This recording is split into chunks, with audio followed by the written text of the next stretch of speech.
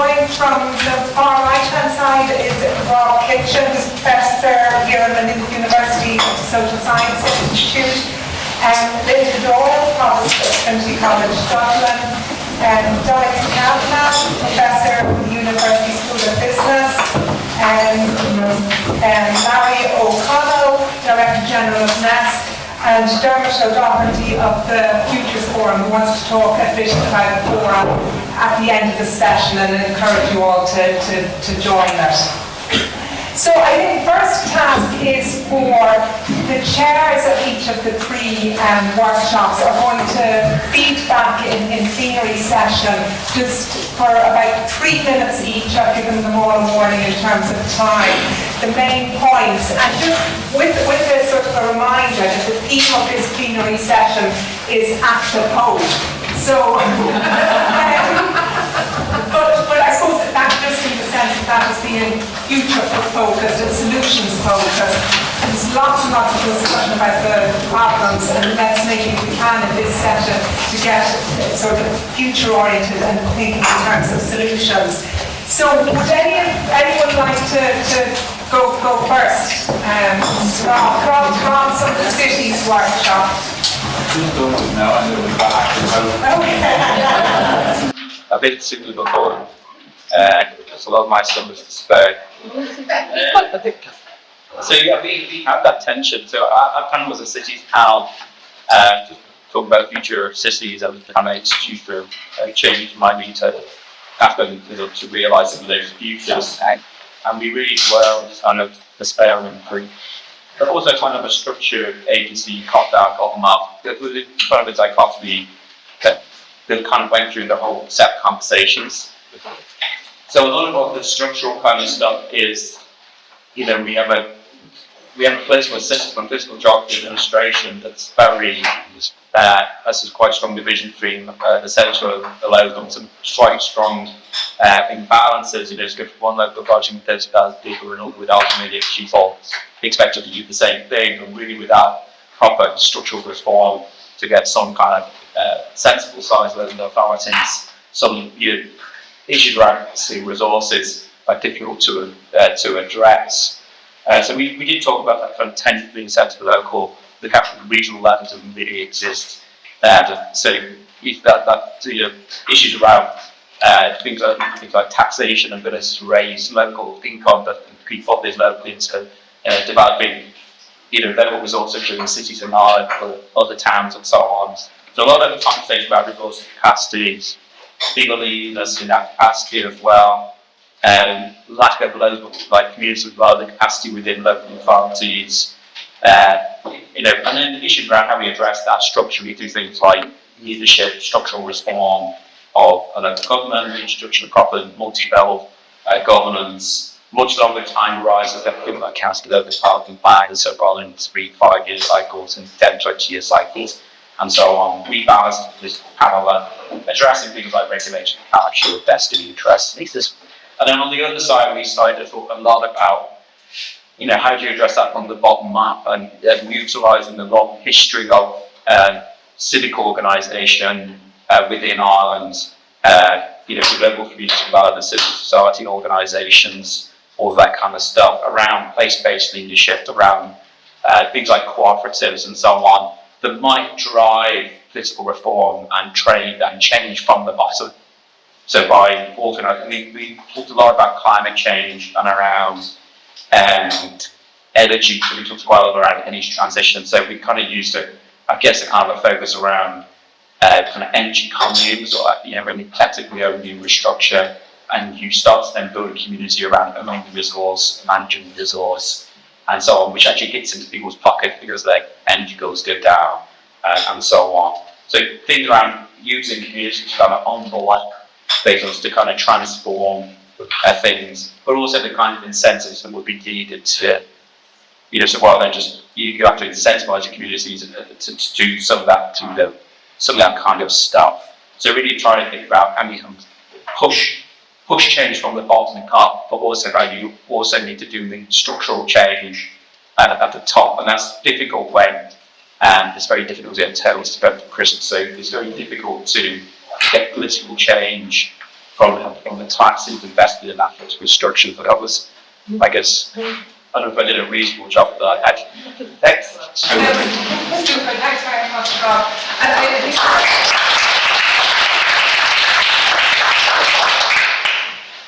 I was in that workshop, and I think one of the ideas that I thought was very constructive was that the climate challenge can be perhaps used for a force for good, and in that there's sort of a reasonable degree of consensus around the issue, and that it can be used as an issue on which to mobilise people and to get their engagement. Any volunteers for a second? Linda, thank you for the university's workshop. Yeah. I will try to summarise. So I was at the university's workshop, and a lot of really interesting points. The two presentations that led out at the start, one focused on the precarity of, I suppose, labour within the university system, actually drawn from a book called Good University, something that I find a very useful book as well. And on the other side, so that was Maggie O'Neill and Trevor Ball did a great presentation about how, I suppose, we can think differently when we imagine the university of the future, trying to encourage us not to be stuck in how we think now, and gave us some examples of places that were doing things in different ways.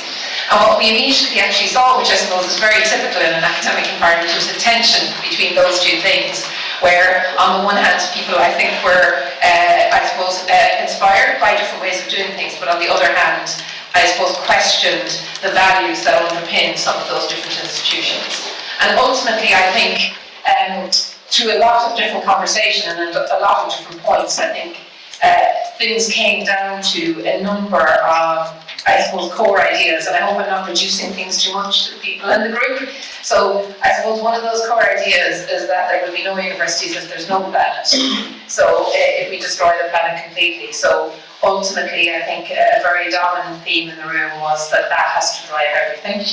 I think a second thing that came out in everything that we were talking about, whether it was about those innovative approaches or, I suppose, the collective weave of labour in the university, was that the people, particularly the students, are at the heart of things. And it's about how those students learn and not to be restricted in our understanding of how learning happens, but that's our primary goal. And the third thing that came out, and I believe it came out in other things, is that we need to stop doing stuff. And that actually, for me, had a real resonance. We're currently in a process of having to go into our next strategic plan, and I think I'd just like it to have 3 lines in it in the middle. I think we are going to stop doing lots of stuff so we can do some of the stuff that we do much better. If I can get away with having a strategic plan, we'll find out in the future. But ultimately, I think we really only scraped the surface. But what I did see, and what I did come away with, is a feeling of, and I think actually one of the presenters was bringing this out as well, a feeling of such creativity. So I am a problem as a preparing. I'm always a completely hopeful person that hope we can do things. And I came away from the fact that there are a load of really interesting and strong ideas, and came away with the fact that, in fact, actually, sometimes while you're hoping that there'll be a top-down change, that there is real power in groups of people within the institution doing things themselves, kind of from the bottom up and scale up. And I see that, I see all sorts of examples of that happening already. And perhaps it's just an opportunity for us to shine some light on those things so that they can try further. So that's a very quick summary of some of the things that we were talking about.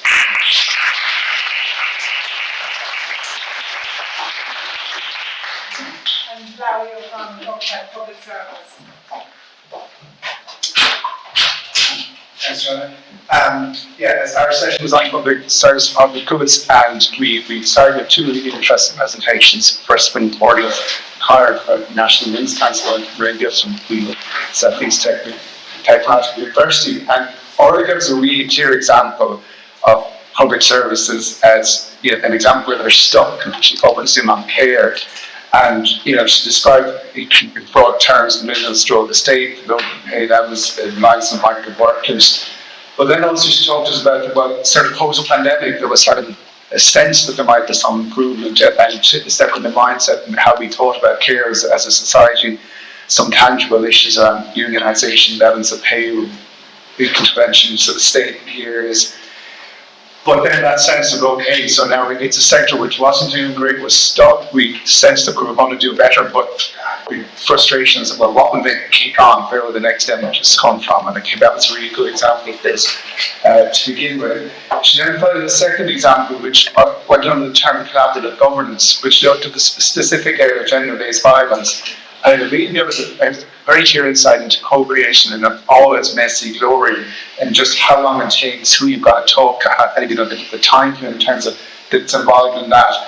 But it hands it into the strategy, which is real potential and is already having potential in terms of there's new agencies being set up and pieces like that.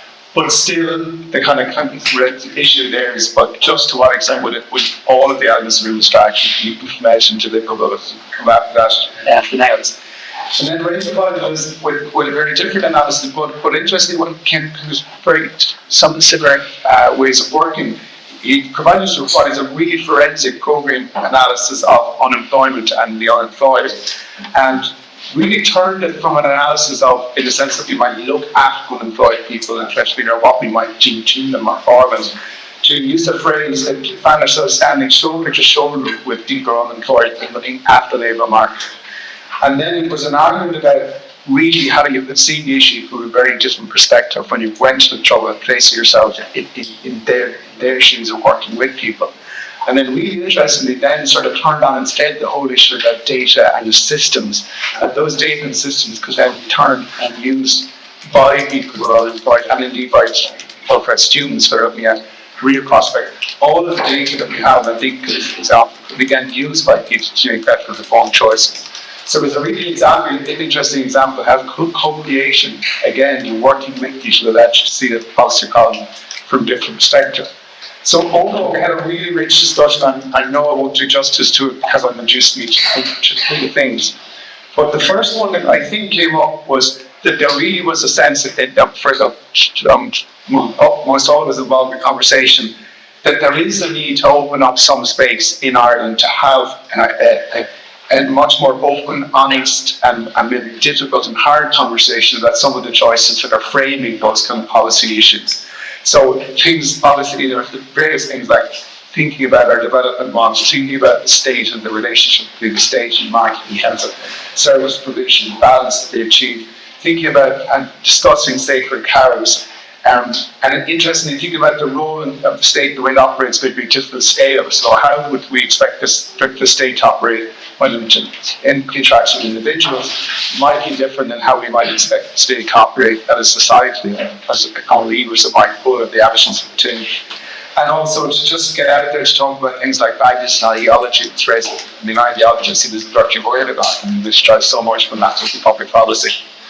So the second thing was, I think it really came across clearly, and it came across in Rob's discussion in summary as well, just the need to really have open up and look at our relationship between the state and localisation and the empowerment of local areas of Latin and even the level of representation between every three Souths in Ireland isn't just the sheer underrepresentation and the sheer limited numbers of representatives you have in different countries. So I didn't need to really look at that in terms of how representation works, but also issues like gender, our ability to connect into innovative projects at a local level. Somebody used the word parish again to think about that as a driver of change. And almost sort of somewhat juxtaposed that a lot of our policy ends up with the discussion about which creative agency in the institution, which by definition is very the centre would figure out something that would actually change everything. So maybe we're looking at a lot of the very limited stuff you have at local level and find ways to empower it. And the third thing to come back up, I think it's always interesting in public policy that the word implementation is very, very close to what people see as the problem. We do the policy, we don't implement it. I think there's a need to really, we talked a lot about that, the need to unpack that a bit, to really look at exactly who you talk to. So you bring co-creation in, it might help, but if you talk to all of the right, then you go what levels of people in government departments you talk to. The users that you talk to, users that are more difficult to get at, and again, in ways research here, I think efforts to get to people who are traditionally thinking more difficult to do research with. And even in the earlier one about being conscious that we're talking to people that might target the problem, thinking about that and we're easy to design policy. So the implementation one is there. I think there's a lot of work going on within the public policy system to try to address that. And I do think in doing it, we also need to be aware of making a difference between something that was designed and not implemented because it wasn't feasible, which I think we're getting better to with. Some of them may not be designed and not implemented because it's just not deliverable as in the scale of resources to 10 max a year. But certainly I think that theme always comes up in public policy and including the past election meetings. Thank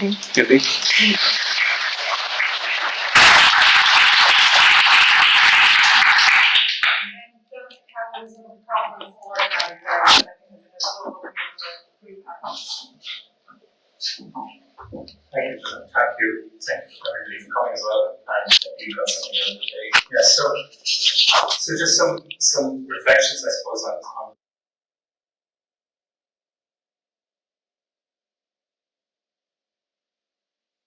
about the capacity of the state and the way in which the capacity of the state is diminished. And it struck me that back in the 60s, but I think if you're looking at the future, it's really good to look way back, look way forward, and history then I think is really important. But back in the 60s, the universities basically did very little research, and the state did most of the research. And by the 80s, the state had basically withdrawn from doing its own research, making knowledge itself. It decided to buy knowledge in the market and marketized the production of knowledge. So there's a question, do you make knowledge or do you buy knowledge? The only part of the state, I think, that makes knowledge now is Chavez. And I would see that it's very appropriate for the state to start making its own knowledge again. In certain key areas like climate, I would reconstitute the Met Office as a climate research entity. Energy, food, the built environment. We had on Forest Forbaha was one of the state entities that was set up to deal with the built environment. So we got, maybe coincidentally, we got a housing crisis not too long afterwards. But the built environment is a permanent issue for state and for society. So we should have permanent entities studying these things and not rely on the market, which is going to create all sorts of unwanted competition, externalities, opportunity costs. So there's certain areas we need to focus on, and we need to think as a society, what are those areas? Like it struck me after, in 2012, there was a research prioritization exercise. What should we prioritize? And none of the issues that really led to the collapse in 2008, which were really about corporate governance, about hubris, about jealousy, about organizational structure. All of the issues that the social sciences are focused on were our problem. It wasn't that we didn't know enough about nanotechnology or self-driving vehicles, but they were the topics that came in on the research prioritization exercise in 2012. So we do need to learn from the mistakes we've made. And it was a real pity that some of the learnings didn't happen in 2012. And it's a pity, of course, that Science Foundation Ireland hasn't looked at the social sciences in the way it's been set up. Because the social sciences, like we're societies, we're not making technologies, we're making communities. So research prioritization exercises are important. And the issues that we as a society should be focused on and studying, I think, are important. Some other just general comments. One is the Greeks have this virtue of, or they used to have this virtue of magnificence, which I've always liked as a virtue, which is about doing things at the appropriate scale. Now, it's to do more with giving generosity and whatever. But if you're a king, you should build a big cathedral, or you build something really big, something that's at the appropriate scale.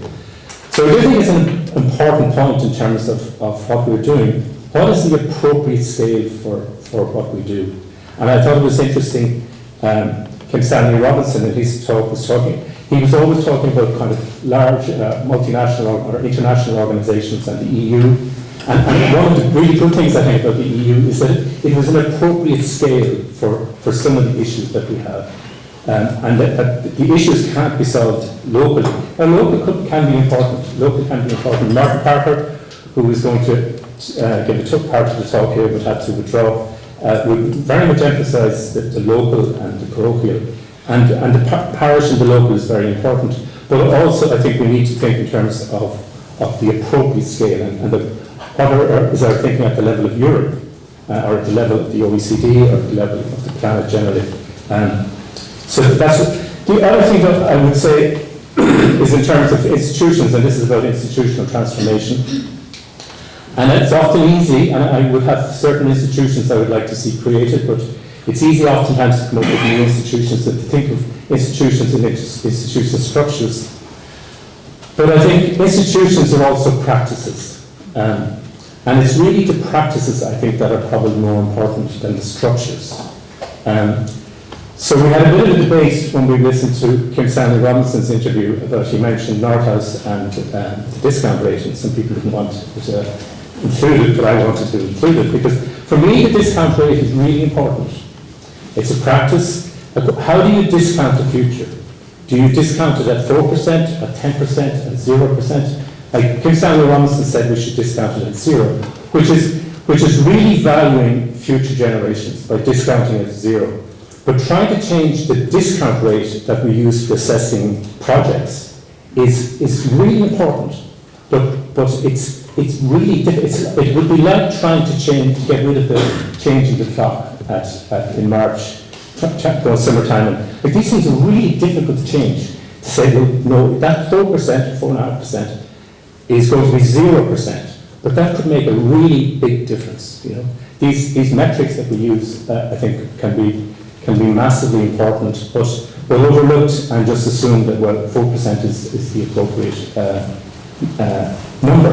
But at the very minimum, I think we should have declining discount rates, so that the benefit to future generations is recognised more properly rather than discounted back to a very small amount. And how we recognise the importance of future generations is always difficult. I think we can do experiments are really important, but not experiments, and I think we should experiment. We should be willing to fail, we should be willing to experiment. We should be willing to experiment, say, in universities, with electing senior officers, which Trinity, God bless to it, is holding out at doing. I think it's really important that universities experiment with democratic practices like that, such as electing officers.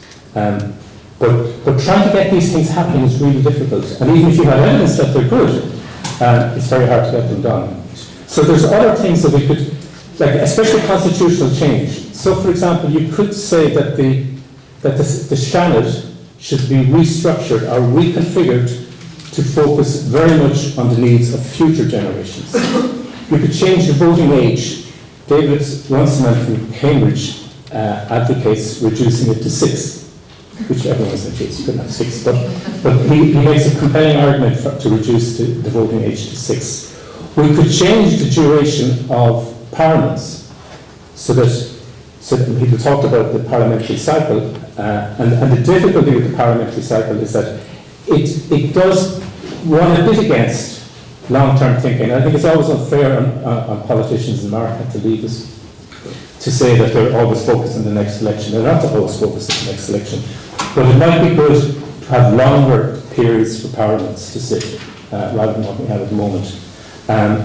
There's any number of suggestions, and we're going to put together a bit of a reading list and websites on which might speak to some of those, which we'll circulate with you. But anyway, there's probably gone over too long, so there's some of my points, and again I'd like to thank, and I'd like to thank in particular Mary for absolutely Trojan amount of work that she's done.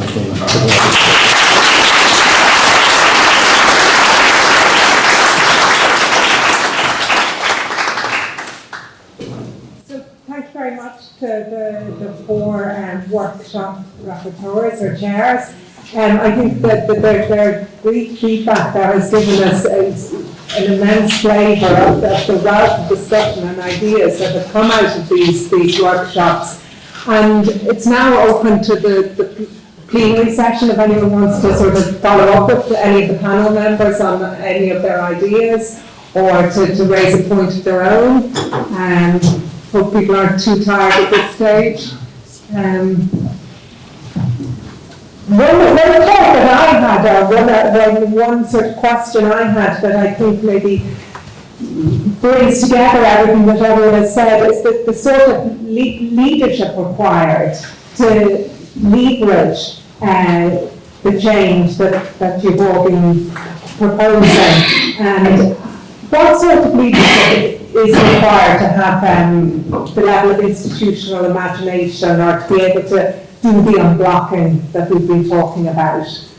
Anyone, any reflections on that question of leadership? Donncha? Yeah, it's interesting. Like, people often point to the NESC as being one of those people who had the leadership. Yeah. And like, Ireland really did a lot of institutional transformation, particularly in the 30s, I suppose, with the development centre states, and even Shannon-Free, the Shannon development area, Arna Crusher, the ESB, there was a lot of, but the NAS also was a bit fairly authoritarian, you know, and democracy didn't always sit not neatly with the NAS.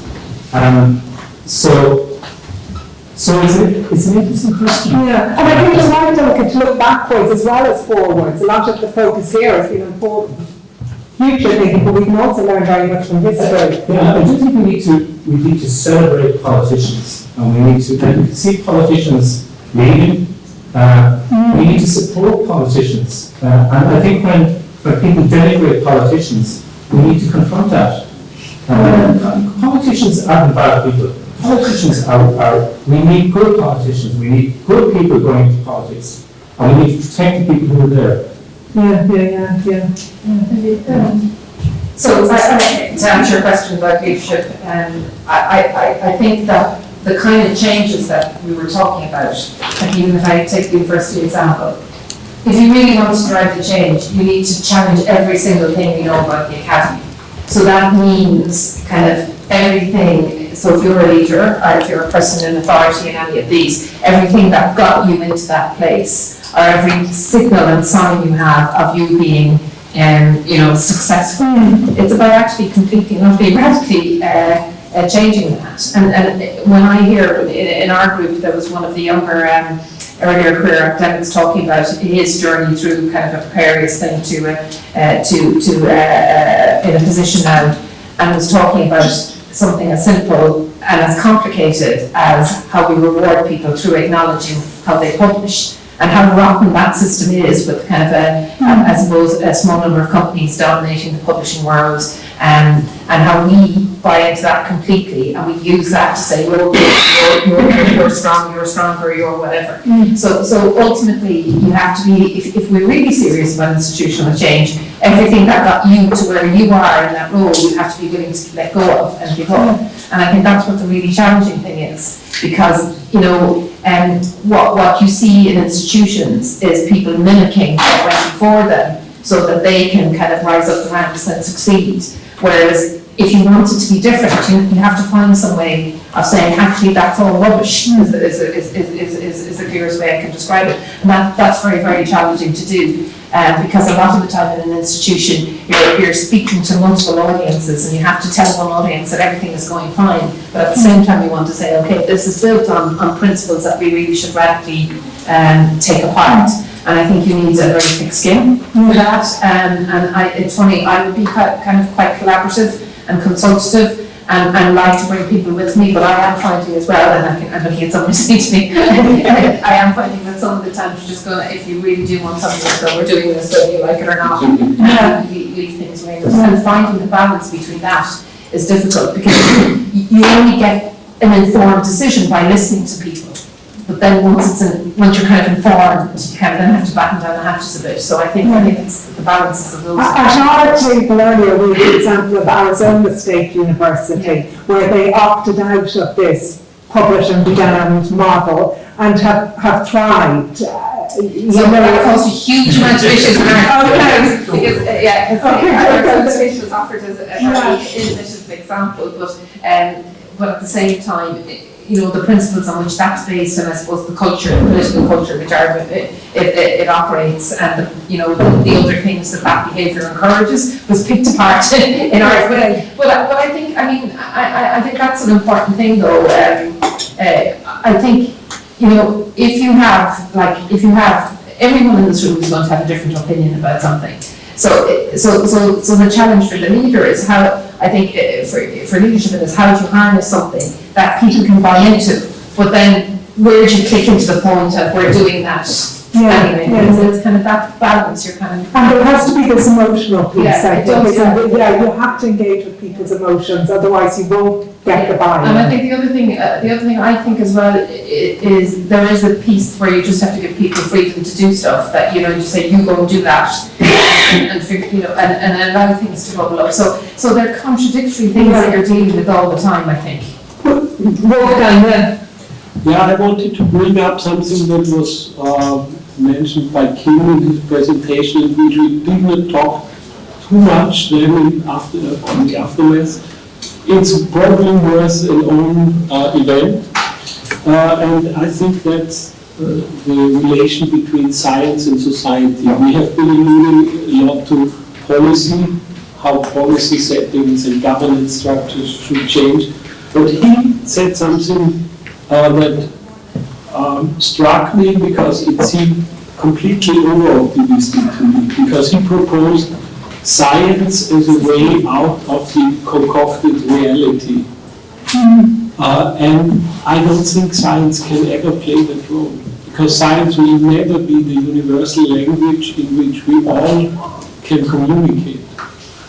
So we would have to approach this very differently. And you said this with respect to the academia, we have to listen to the people, but we also have to understand their points of interest, which might, or certainly will be different from ours. And it's not, these are problems that cannot be solved by reconstructing their, or and deconstructing their view of the world, but with just taking them serious and having other interests. And then the solution is not on the discourse level, but on the level of compensating losses and wins. That would be my interpretation for just transitions or whatever. There will always be losers from an election. There will always be winners.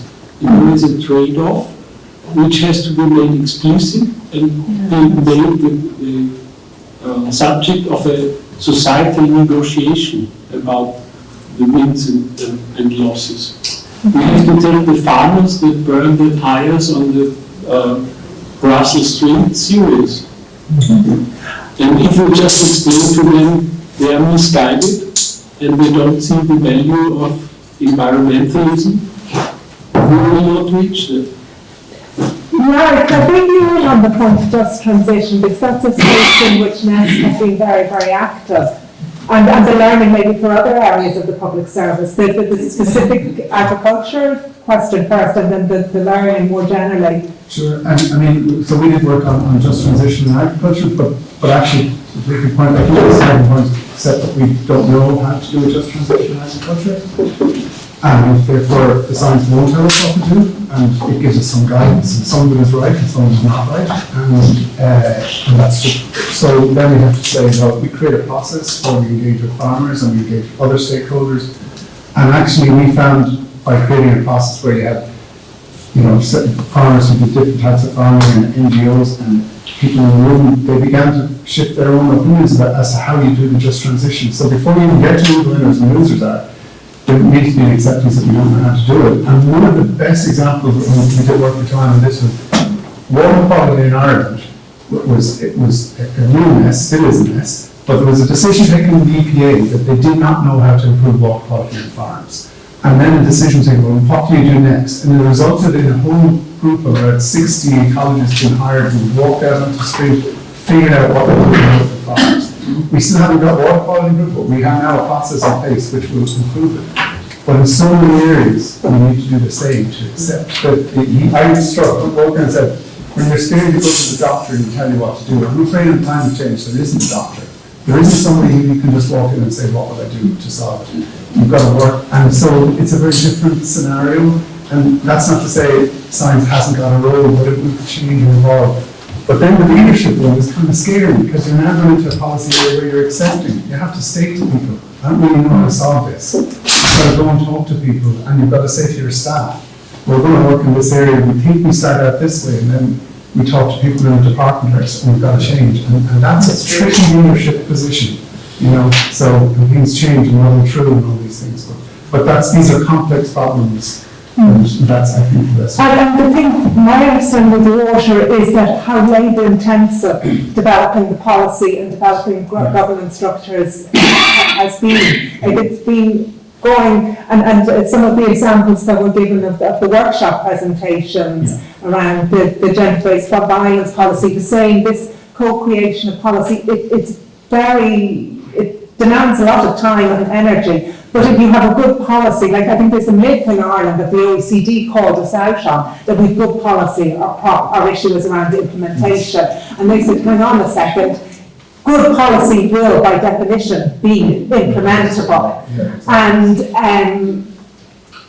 But developing good policy, you can't short-circuit it. Is that a reasonable conclusion from what we're saying here? It is labour intensive. Well, I mean, I think in the water quality case, how water is affected is a very, very local context specific thing. So to understand it, you have to get onto a field and look at it. Yeah. So you could have one farmer in a field doing one thing, following best practice, and all these fertilizers somehow getting down through the hydromorphology, getting into the stream. The next farmer, so he's doing the right thing around announcements, getting the other farmer in the next field is doing. So that takes somebody to come onto the field and diagnose the problem and work with them to figure out the problem. So it's not the relationship like the doctor. So the advisors and joggers traditionally went onto a farm and they were pulling things off the shelf saying this is how you will farm well. The new advisors have to work onto the farm and say, I don't quite know how you're going to improve water quality, but if we spend time here, we might figure things out. That then only takes for the farmer. So they expect advisors to come in and tell them what to do. And now the farmer, if they don't do that anymore, they may end up, what do they think about advisors now? So the whole thing needs to change the relationship between the experts giving advice and experts working with people to figure out better solutions. And it needs to be iterative then, with constantly feeding back into improving policy, Yeah. I mean, the final thing I would say, the big part of that though is, and I think the thing that needs to change is regulatory bodies need to get tougher.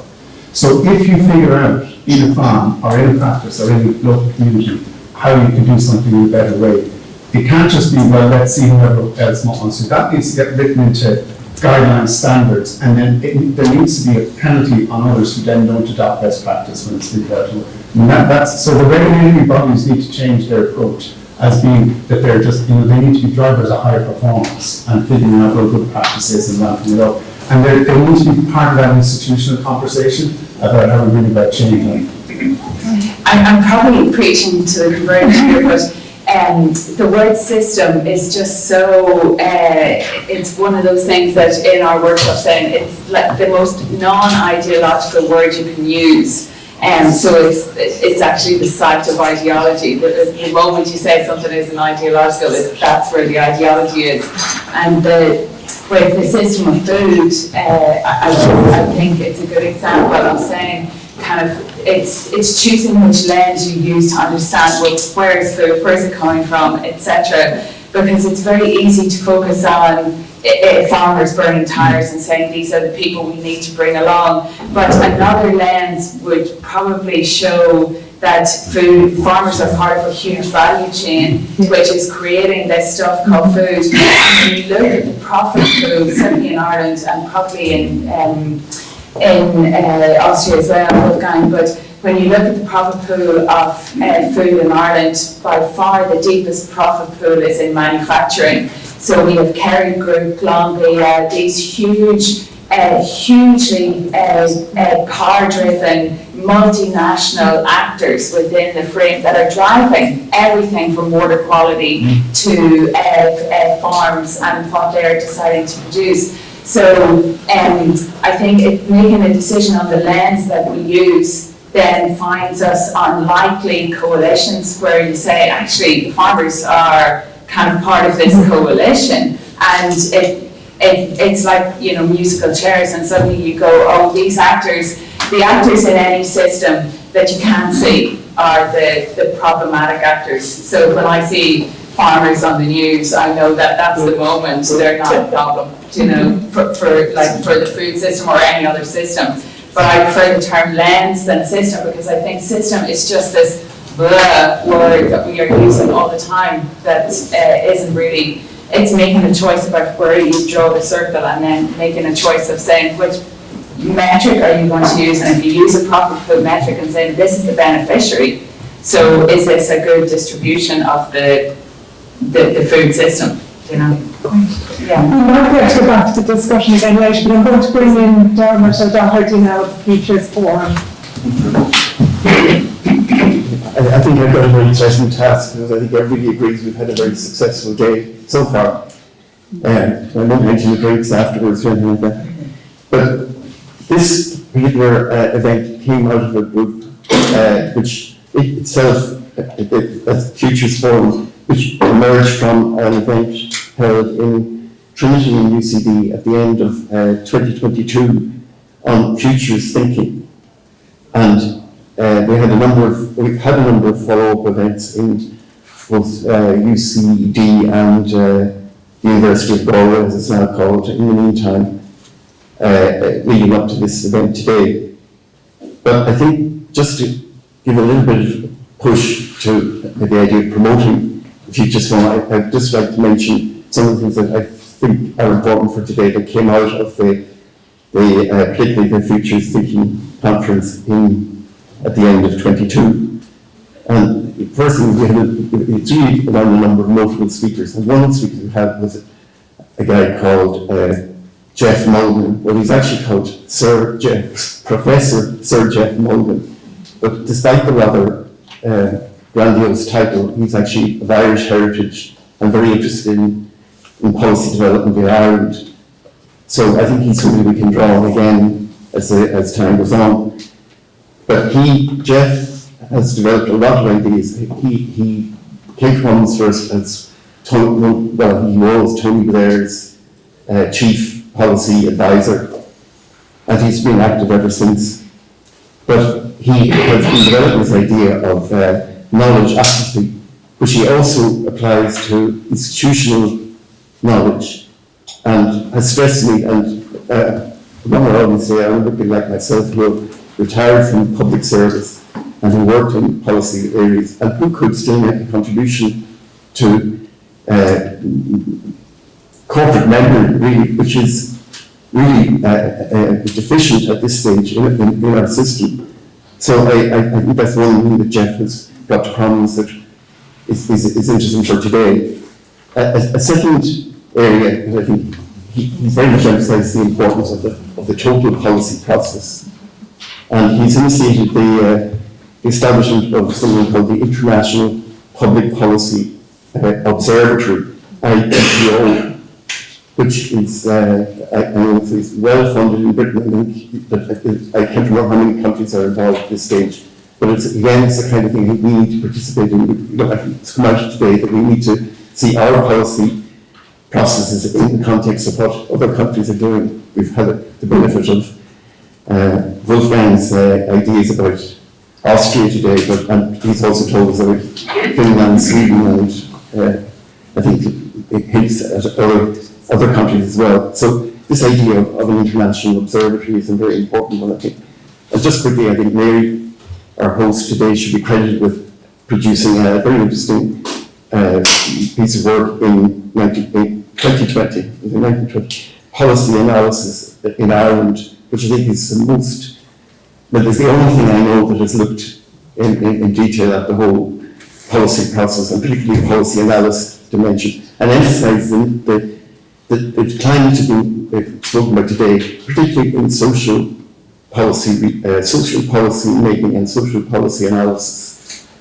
And that is also applied to long-term policy made by organisations like Force and and its attendant, science, technology, innovation councils over nearly 50 years, from 1966 to 2016. So that whole area needs further attention, but Mary has highlighted that. Obviously, there are good things going on. I think many of us here will be aware of that the EPA has produced a very interesting analysis of the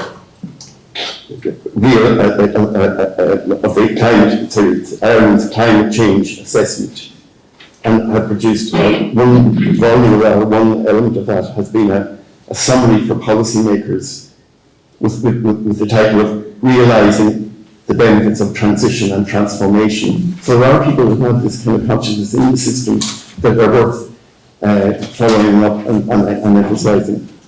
And the OECD hasn't been mentioned a number of times today, and the OECD also produced a very interesting report at the end of 2023 on strengthening policy development in the public sector in Ireland. So this is an area where there's a lot of movement going on. The other thing I want to refer to in terms of arising from our event or having resonance with our previous event is that we had the Future Generations Commissioner for Wales as one of our speakers, and she made a really interesting contribution about how this cross-governmental commission has impacted on public policy in Wales. Now, it's not all good news. I understand that she was quite instrumental in the 20 miles an hour urban speed limit and the ban on motorway development, which I think has given really trouble to Mark Drayford, the First Minister of Wales, who I think is resigning in the near future. But that shouldn't promote that. But anyway, she has a lot of influence. This commissioner has statutory power. It's founded on an act of Parliament from 2015, or an act of the Welsh Assembly, I think, rather than an act of Parliament. Anyway, that's they're the kind of things we've been doing, and we're going to be sending out something to you after this event, asking for your opinion on the day, and asking if you'd like to join up. I won't mean to just tell us you're interested to be part of this Futures Forum. So thank you very much.